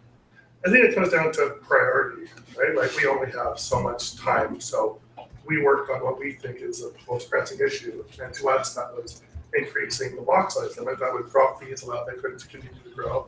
And then we would have time to implement things like SegWit. I think SegWit has a lot of technical problems. I gave a talk in art, so I wouldn't actually implement SegWit exactly as the core devs have done it, if I could do it. And then work on things like channel lightning that works in the future. But the main philosophy difference between our side and core side is core wants to keep that lid on the blockchain and force people to use lightning, where we would like to allow both sides just to grow organically, and whatever people prefer, that's what people use and that's what wins. Oh wait, one thing I remember being said was there were a lot of people wanting bigger blocks who were against SegWit, not because they actually had a problem with SegWit, but because being against SegWit was tantamount to being for big blocks at the time in a political way. That seems kind of isn't that kind of also like limiting people's options for political reasons? Yeah, I don't like this whole debate and just how toxic it got is it's really puzzling to me because it was like people were presenting like it's either SegWit or bigger blocks, but no, that was never. We could have both. Like, and I don't know why that meme became so strong, and I think that caused friction that didn't have to be there. It's just weird that, like, as soon as that got presented, it's associated with non-learner kind of did it, and then a few weeks later there was in New York, and they kind of said SegWit and bigger blocks, and it got accepted like really fast. Mm-hmm. How come you guys didn't do that like months and months ago? Well, from our perspective, that had already been tried, and that's what the Hong Kong Grid was all about. So in Hong Kong, I guess that was about a year and a half ago, there was this agreement that this is when Bitcoin Classic was gaining ground, and some people from CoreDev met with some of the miners in Hong Kong, and they agreed to only run Bitcoin Core, to not run Bitcoin Classic, until Bitcoin Core had come out with SegWit. But part of that was also that they would also deliver a hard fork to a 2 megabyte block size limit. So that fell through, and we. Yeah. So from our perspective, well, the only reason we thought that they were accepting SegWit was to make the core dev stuff. So we're like, well, if we're going to spend our valuable time, we're going to work on what we think is the most pressing issue. And the miners backing us were supporting that too. They said, yeah, things like lightning might be cool in the future, but the big problem right now is on-chain capacity. Let's just get the block size raised, and then we can work on this other stuff. So I don't know if we had done that. I'm not sure it would have. In fairness to Unlimited, core did kind of like come through with SegWit like 6 months late versus what they said in the whole country. No, Litecoin had it already. Yeah, but I mean, like in terms of the SegWit 2x, like Bitcoin Unlimited is happy with that, and the hard fork part of it is implemented according to BUIP 055, which is a Bitcoin Unlimited proposal. So the way the hard fork will activate is and we, like Jihan Wu and I, had talked to Jeff Garzik and the people at BitPay to help make that happen. So to me, it's still what we've achieved is a collaboration, and core might be annoyed saying, we didn't solve this problem. Bitcoin Unlimited, we didn't fully solve it. We had an influence, but everyone kind of had an influence. Everyone's kind of happy. Everyone's kind of mad. So the collaboration, I mean, like how that came together with New York and how you guys managed to like get Jihan on board of a SegWit proposal and how it's been to develop outside of the core wheelhouse. I wasn't at the meeting in New York when they actually ratified that agreement, so none of the developers were. But I talked to Jihan, and I think it was mostly Barry Silbert, and just trying to bring everybody together. And they just sat around for a while until they came up with something. And the details weren't firm at that time, like the actual activation mechanism.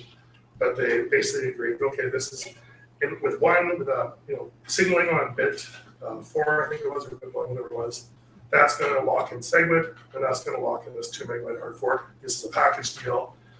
Half of you guys want SegWit only, half of you want bigger blocks only. You're doing it both, and then I guess you just had enough political capital to make that happen. That's just giving us the momentum we need, and now we're finally moving forward. Do you envisage core sort of merging these changes that are now live on the network and miners are running Or will it be a case of them kind of taking their toys and going home and just throwing cheap shots from the back seats for a long time to come? I don't know. Like it's Bitcoin is going to be really interesting over the next 4 months. Because what happened with BIP 91 and the New York agreement is it locked in SegWit, but it also locked in this block size that would increase on November 23rd or something to 2 megabytes. So the miners have all agreed to that. So if nothing happens, that's now the default plan. That is what will happen. It's programmed in and it will activate. There's no more signaling that happens to happen. The signaling is done for both of those. It was a package deal. There's still a lot of nodes that are going to reject those blocks. There's still a lot of nodes that will reject clients from stock Ubuntu repos and stuff that haven't been updated. Definitely. So I think, we're going to see this increased political campaign that's going to get pretty toxic at times, just trying to scare people to retract on that 2 megabyte block size increase. I don't think they'll be successful. Who knows? Maybe they will. I would imagine what would happen is that the miners stick to the agreement, because the reason they didn't want SegWit in the first place was because they wanted bigger blocks as well. So I don't see them, now that they finally have that opportunity, I don't see them backing out of this one, because all the motion is towards bigger blocks. If that happens, what's Core going to do? I think Core will be late. I don't think they will implement the change for 2 megabytes, and I think they're going to lose a lot of node share. Node share will come to Bitcoin Unlimited, come to other clients. And I think some of them will take their toys and go home.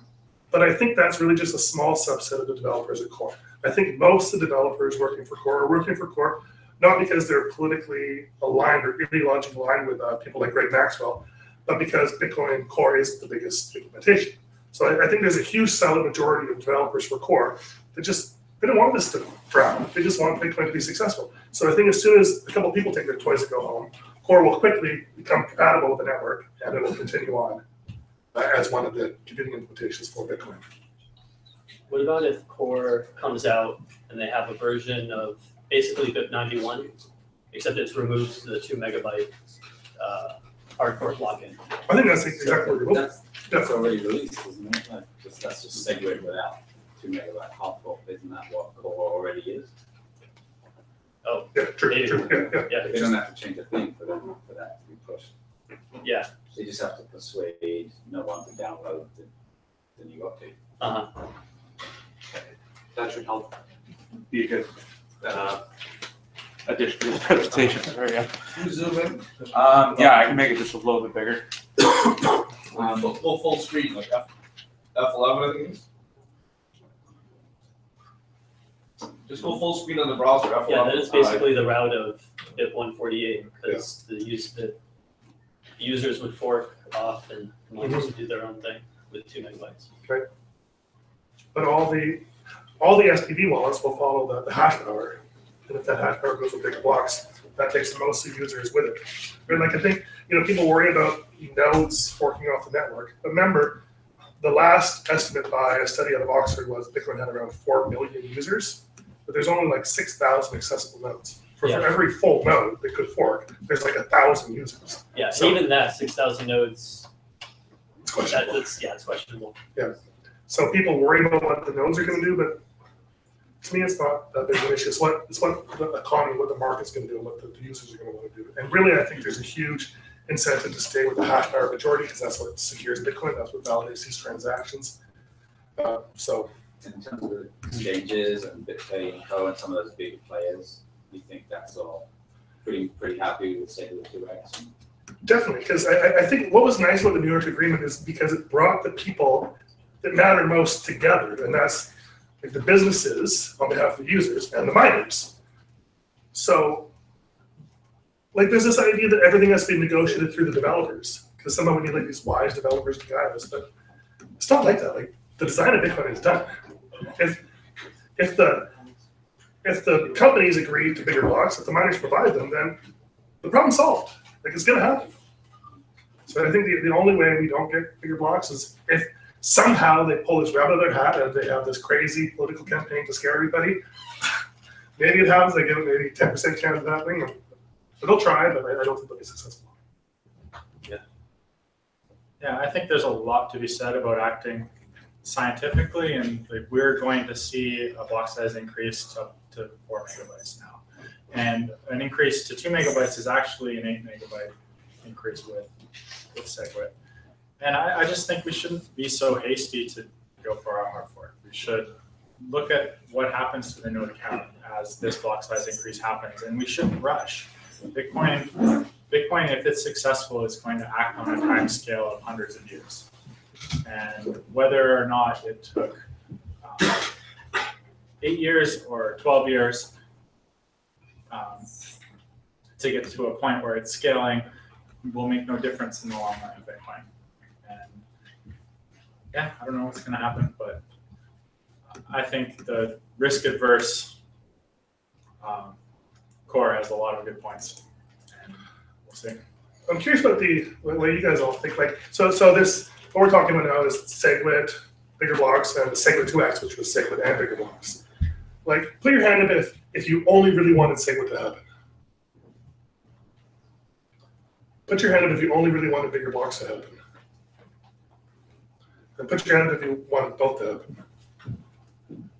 Then put your hand up if you don't care. I just never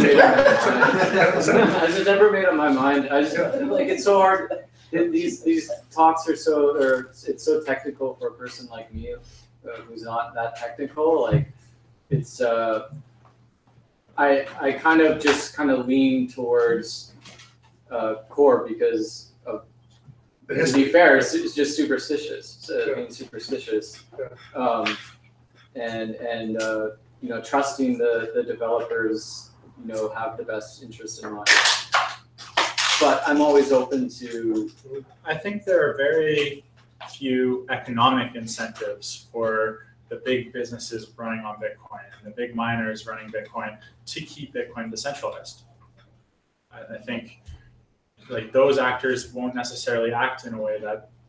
Okay, I gotta say something. In terms of, like, everyone uses that word decentralization, but what does it really mean? I mean, from my perspective, if we massively grow Bitcoin, like let's say we have 4 million users, if we get 40 million or 400 million users, even if it's more expensive to run a full node, like, to me, that's decentralization. That means there's more coin holders, there's more Bitcoin users, more people that care about the health of the system. They're going to fight, you know, government attacks against the system, attacks coming from elsewhere. So to me, to get decentralization, we want to grow. We want to grow massively. So this idea that we can maintain decentralization by keeping Bitcoin small, I think it's misplaced. Decentralization is a security parameter. Yeah, it's like It's insurance. about How much insurance? That's is what enough people talk about. insurance? It depends if you're under attack or not. Usually, it's usually overkill, but at times when you're being, you know, attacked by a state actor or something, you're going to want a lot of decentralization. But usually it feels like too much. You know? Yeah, and how do you get that? How do you increase the cost of attacking Bitcoin? It seems to me the best way is just to increase the size of Bitcoin, to make Bitcoin more valuable. It means you increase the hash power of the network and you increase the cost of an attack. So, but I mean, that's my view. I just wanted to make a point. I kind of raised my hand on saying that I don't care, but I do care in some respects. Really, the option what ultimately gets chosen, it doesn't matter for me as long as ultimately Bitcoin stays very secure in the way it is. As someone who follows Ethereum and maybe some other altcoins as well, I think it's very important that Bitcoin stays that other end of the perspective for a long, long time. You know, there were some comparisons as to Bitcoin kind of being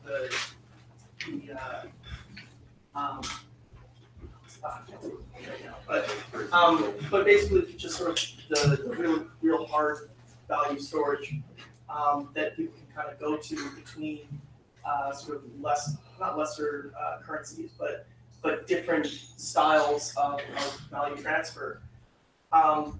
And whatever path is chosen, ultimately, I think it's, for the entire space, it's important that it stays secure. And for that reason, I tend to lean more towards generally being a little bit more decentralized, because that does keep the security of Bitcoin.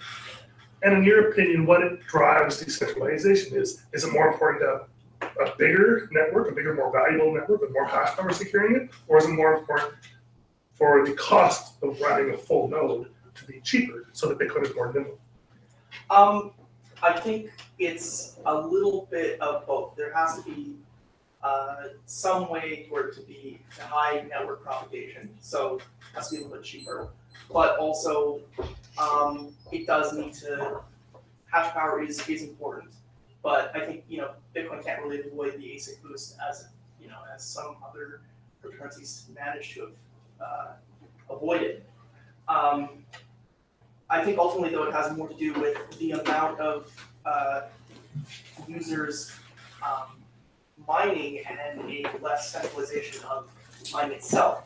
Whether that's cheaper equipment or higher hash power is a separate issue.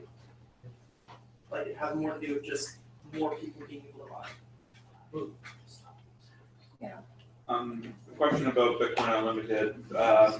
If you guys get the upgrade in block size, what are other focuses that Bitcoin Unlimited has? Like, what are other things that you are working on to benefit Bitcoin, or what are other changes that you want to see happen with Bitcoin? There's a bunch of cool stuff in the pipeline. From the technical perspective, we're almost ready to release what's called parallel validation.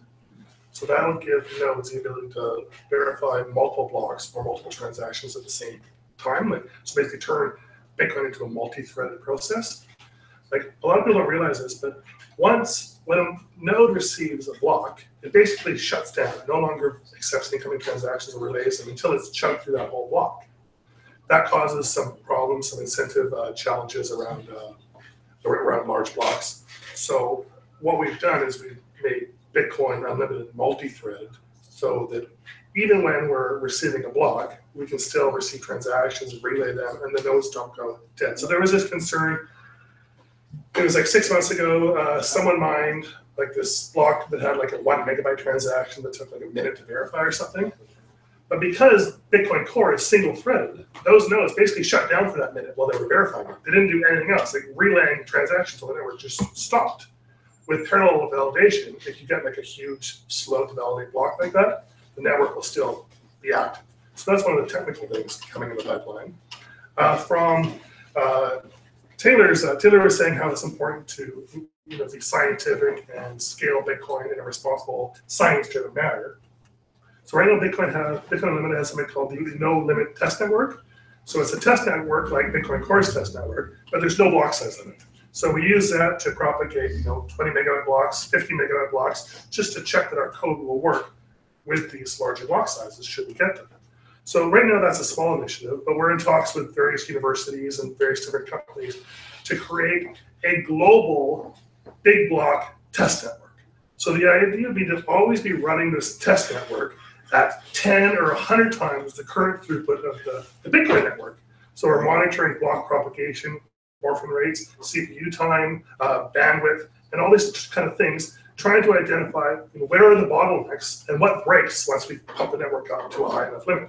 And we think that by doing that and publishing those results and making fixes, we can kind of push all the obstacles out of the way before the real network gets there.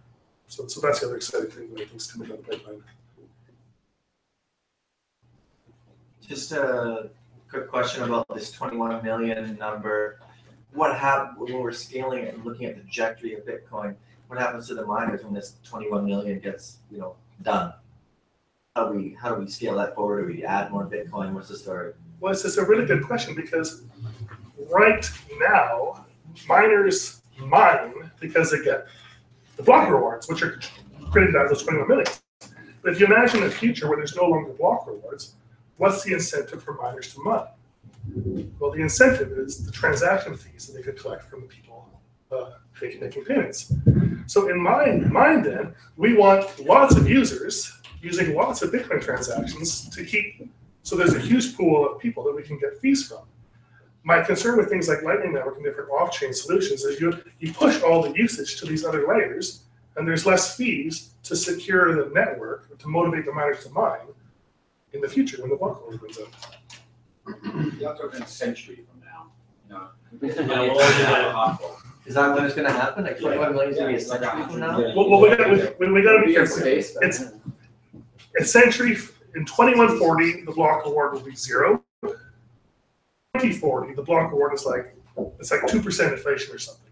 So we'll start seeing effects of the block reward going to 0 in maybe 20 years or so, maybe even 10 or 15. So yeah, yes, it goes to 0 a long time from now. It'll become an issue much sooner. Once the price moves. So it's only a few a day that get created, basically what you're saying.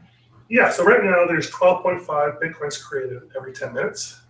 And 3 years from now, that'll drop to 6.25. 4 years after that, it goes to 3.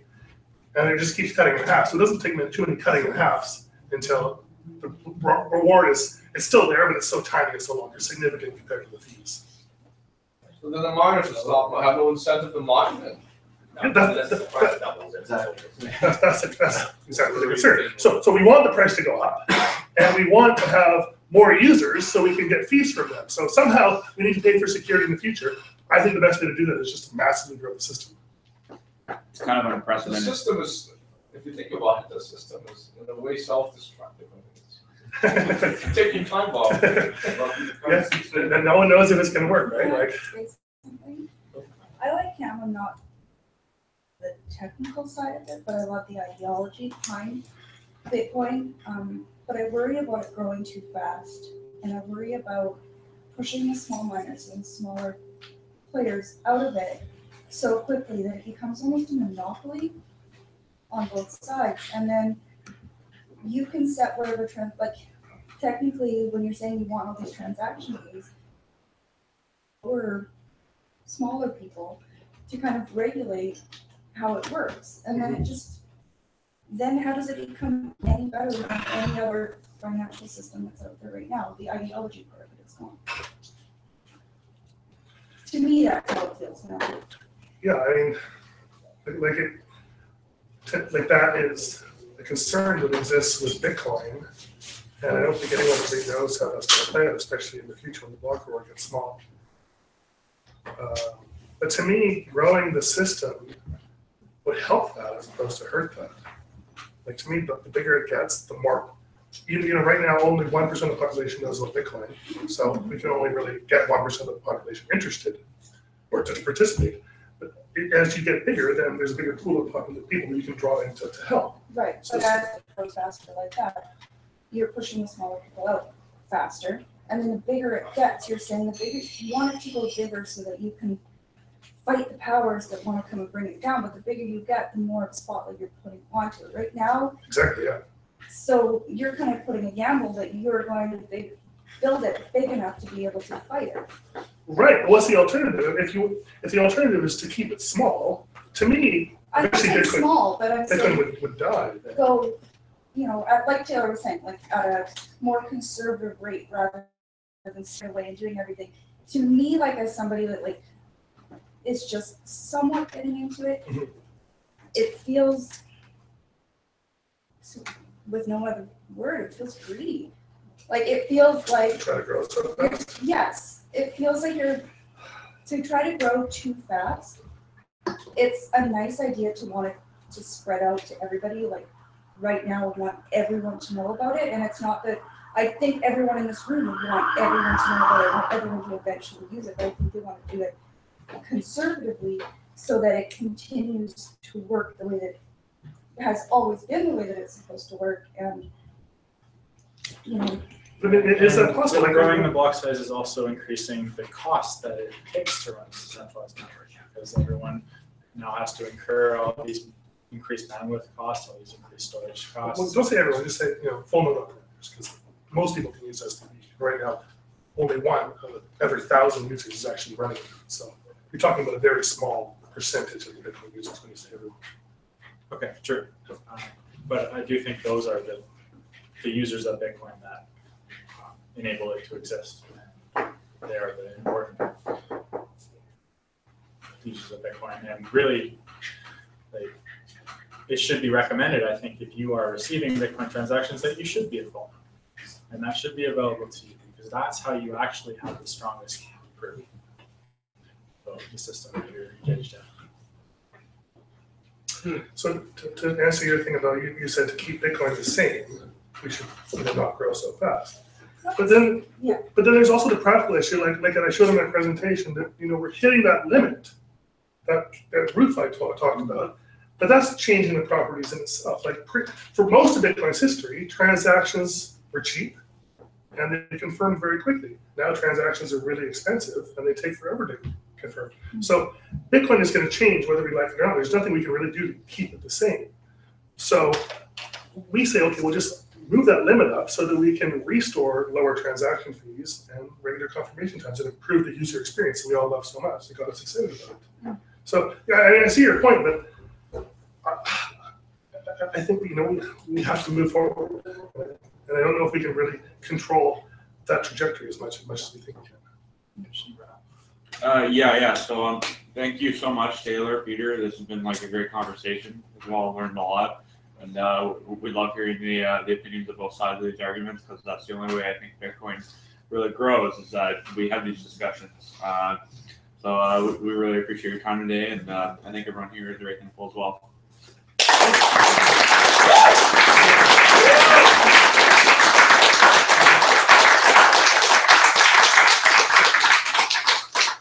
Thanks again for coin cards and Bitcoin Unlimited for buying the pizza and drinks tonight. Yes, thank you. And feel free to stick around and chat. I know it's pretty hot in here, but we just hang out after these things.